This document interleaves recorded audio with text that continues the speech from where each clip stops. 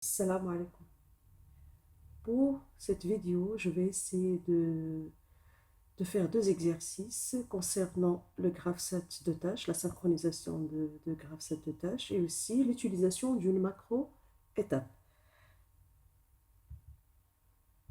On suppose qu'on a le graphe 7 suivant. Donc ce graphe 7 contient une séquence répétitive.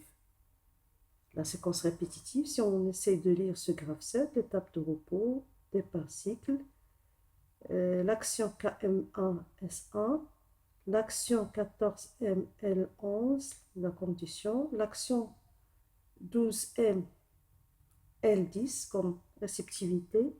Donc pour cette séquence, on va la répéter. KM2S2, je répète la séquence. KM3S3, je répète la séquence. KM4S4, je répète la séquence. KM5S5, on revient vers l'étape de repos. Donc je remarque qu'on a répété cette séquence 4 fois. Qu'est-ce qu'on vous demande? On veut réécrire ce graphe 7 d'une manière simplifiée en considérant la séquence répétitive comme une tâche ou bien un sous-programme qu'on va nommer SP. Donc lorsqu'on utilise les tâches ou bien on utilise les sous-programmes, on va simplifier la partie commande, on va simplifier le programme qu'on va insérer dans la partie commande, soit au niveau matériel, soit au niveau programme. C'est le rôle des tâches. Donc on va essayer maintenant de voir le graphe 7. On va vous donner, vous proposer le graphe 7 principal et le graphe 7 de tâches et on va vous demander de compléter ces deux graphes 7. Bien sûr en utilisant la synchronisation des étapes.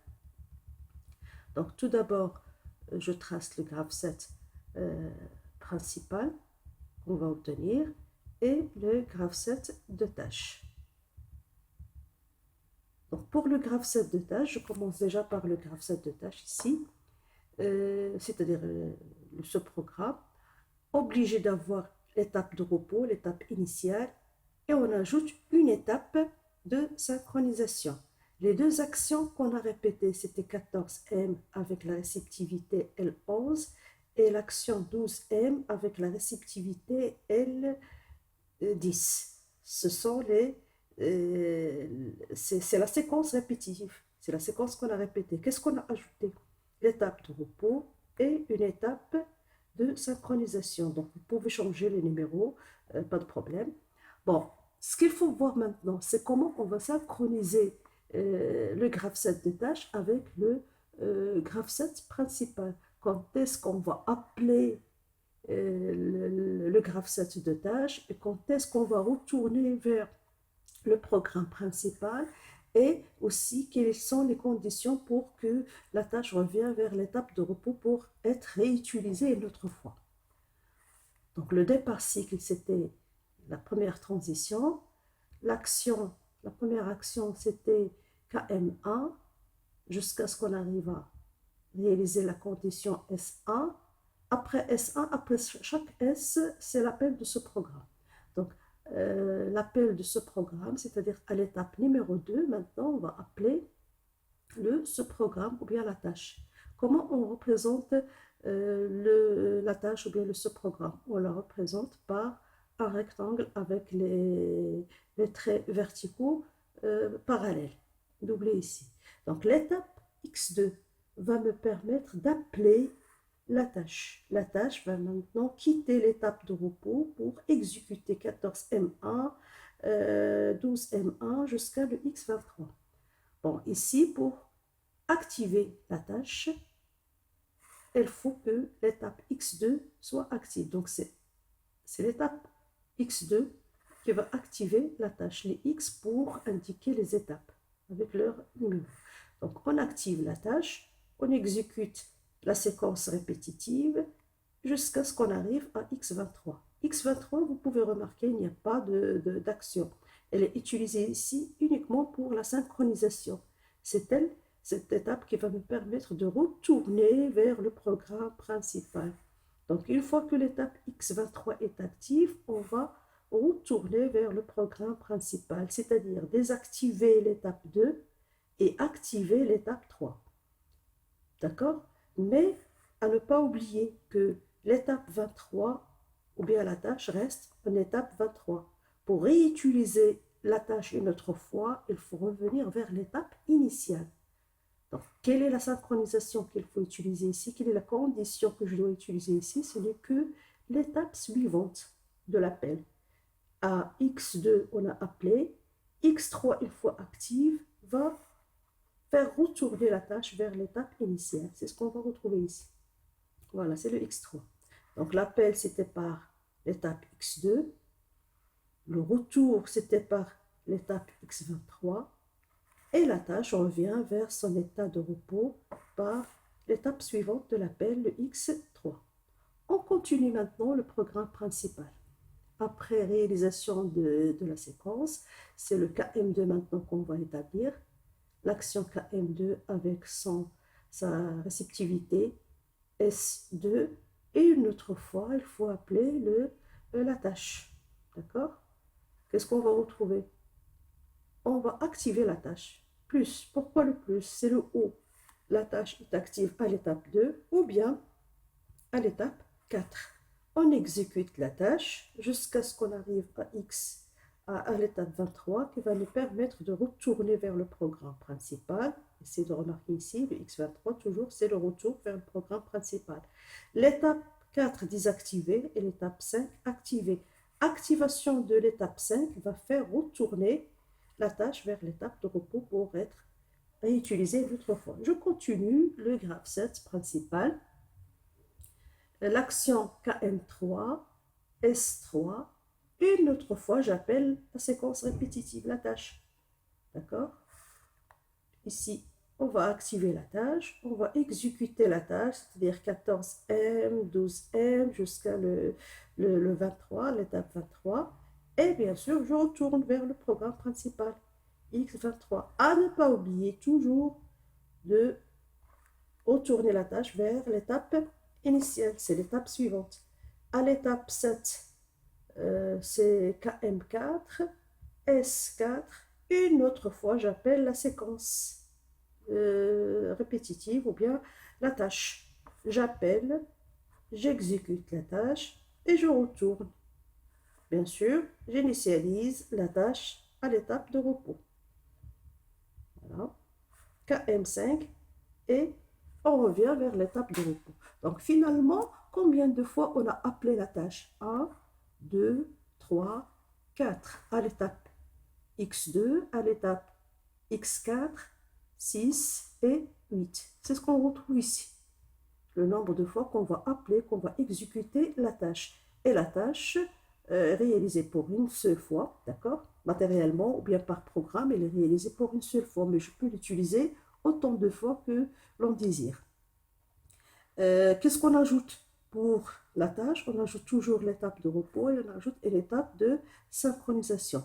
Et bien sûr, à ne pas oublier de faire retourner la tâche vers l'étape de repos après chaque utilisation pour être réutilisée une autre fois. Comme ça, on obtient un GraphSat simplifié et avec moins de matériel et des lignes de programme réduites. Je passe maintenant vers un autre exercice, c'est l'utilisation des macro-étapes. Une macro-étape, on suppose qu'on a le graphe 7 suivant. Vous pouvez remarquer ici que j'ai un graphe 7 qui contient une séquence linéaire trop longue. On veut réécrire ce graphe 7 d'une manière simplifiée en utilisant des macro-étapes. Donc une macro-étape, ce n'est pas une tâche, d'accord? C'est une étape qui contient plusieurs étapes. Donc, ça va me permettre de simplifier uniquement le graphe 7. Au lieu d'écrire le graphe 7 verticalement, on va le réécrire horizontalement. Voilà, donc je remarque ici le départ cycle, KM1R1, 14M1L11, 12M1L10, KM2R2, 14M2L21, 12M2L20, KM3R3, 14M3L31, 12, 14M4, donc jusqu'à ce qu'on arrive à KM5. D'accord? Et on revient vers l'étape initiale. Donc j'ai ici un graphe 7 linéaire trop lent.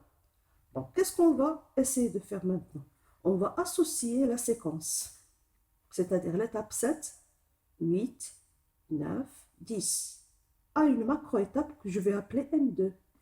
Et je vais prendre la séquence 4, KM2, de l'action KM2, 4, 5, 6, la macro-étape ici, 7, 8, 9, 10, le 11 jusqu'à 12, qu'on va introduire dans une macro-étape qu'on va appeler M1. C'est-à-dire que j'aurai une macro-étape à l'intérieur d'une autre macro-étape. La macro-étape M1 va contenir la macro-étape M2 qui contient la séquence 7, 8, 9 et 10. C'est une solution, mais je peux trouver d'autres solutions. Je peux mettre deux ou bien trois macro-étapes en série, ou bien une macro-étape à l'intérieur d'une autre macro-étape, à l'intérieur d'une autre macro-étape. Donc, selon le besoin, selon le cahier de charge, selon ce que je veux réaliser. Donc, la consigne que j'ai ici, c'est que KM3, 14, M3, 12, M3 et KM4 jusqu'à l'étape 10, je vais les introduire dans une macro-étape M2 et la macro-étape M2 avec l'étape 4, 5, 6, 11, 12, donc la macro-étape M1. On va essayer maintenant de voir, de refaire le graphe 7 principal avec les deux expansions des macro-étapes, c'est-à-dire les zooms. On va zoomer sur la macro-étape M1 pour voir qu'est-ce qu'elle contient comme action et aussi pour la macro-étape M2. Donc, le graphe 7 principal, je vais réécrire le graphe 7 principal, le départ cycle, KM1, R1, 14M1, L11, 12M1, L10 et la macro-étape. Donc, vous remarquez ici la macro-étape. Qu'est-ce qu'on utilise? La macro-étape, elle est utilisée à l'intérieur des étapes. Ce n'est pas comme une tâche, d'accord? Et vous pouvez remarquer aussi le carré ici, les traits horizontaux, ils sont doublés, parallèles. On écrit le nom de la macro-étape à l'intérieur. Je termine le graphe 7 principal, les étapes hors de la macro-étape, L40, KM5, R5 et le retour. Voilà, donc le programme principal va prendre cette forme. Elle est simplifiée maintenant. Mais où sont les autres étapes? Les autres étapes, elles sont à l'intérieur de la macro-étape M1. On va zoomer sur la macro-étape pour ouvrir. Donc, chaque macro-étape contient une étape d'entrée et une étape de sortie. Donc, pour l'étape d'entrée, elle va contenir la première action. Donc, la première action, c'était KM2. KM2 et je termine les autres étapes. KM2, R2, 14M2, L21, 12M2, vous pouvez retourner vers le programme, le premier graphe 7 pour revoir les séquences. 12M2, L20 et la macro-étape M2 qui contient l'étape 7, etc. Donc, je termine la macro-étape R4, 14M4, L41 et la sortie de la macro-étape 12M4, la sortie de la macro-étape M1. Donc, on a zoomé sur la macro-étape qu'on appelle l'expansion. Donc, on a donné l'expansion de la macro-étape.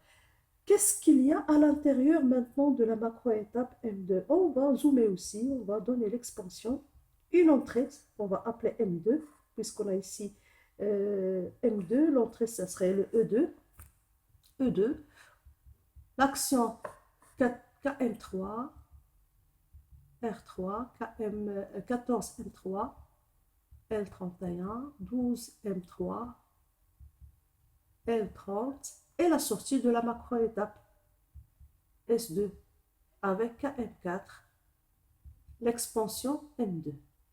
Donc, on va relire une autre fois le graphe 7. Je commence par le départ cycle, KM1 jusqu'à F1, 14M1, L11, 12M1, L10, l'ouverture de l'expansion pour continuer KM2, 14M2, 12M2, l'expansion 2, l'expansion bien la macro-étape M2, KM3, 14M3, 12M3, KM4. On va retourner vers la macro-étape ou bien la sortie de la macro-étape M2.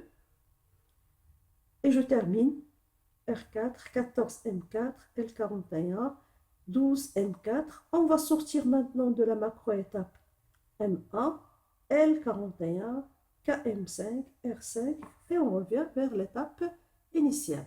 Donc pour la macro-étape, elle est exécutée pour une seule fois. Ce n'est pas comme une tâche que je peux répéter plusieurs fois.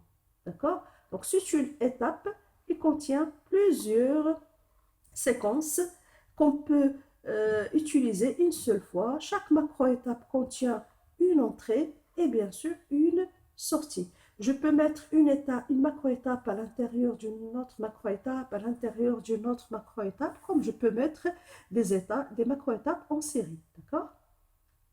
Et le rôle de ces macro-étapes, c'est de simplifier un graph set avec des séquences, graph set linéaire surtout avec des séquences longues.